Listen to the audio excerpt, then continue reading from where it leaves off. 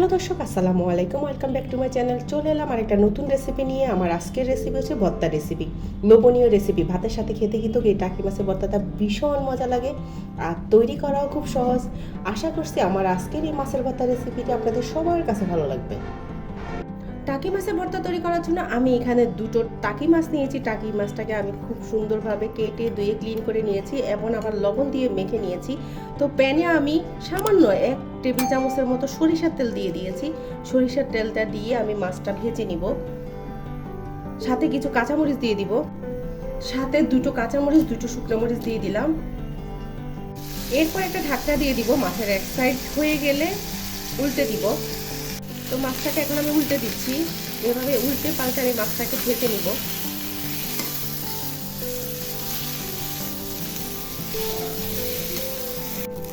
তো ঢাকনাটা উঠিয়ে নিচ্ছি। তো আমার টাকি মাছ দুটো ভাজা ভাজা হয়ে গিয়েছে।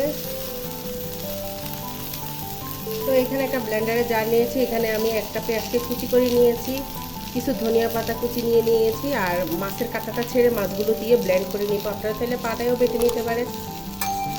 তো দেখুন টাকি মাছটা আমি ব্লেন্ড করে নিয়েছি। তো এখন আমি একটা প্লেটে সাজিয়ে নিব মাছটা। তো দেখুন টাকি মাছের ভর্তাগুলো আমি রেডি করে নিয়েছি, গোল গোল করে নিয়েছি। উপরে একটু শুকনো মরিচ ছিটিয়ে দিচ্ছি। ভীষণ মজার এই টাকি মাছের ভর্তা। আপনারা অবশ্যই বাসায় ট্রাই করে কমেন্ট বক্সে জানাবেন কেমন হয়েছে। ভালো লাগলে অবশ্যই একটা লাইক দিবেন আর আমার চ্যানেলটিকে সাবস্ক্রাইব করবেন। আজ তাহলে এই পর্যন্ত সবাই ভালো থাকবেন। আল্লাহ হাফেজ।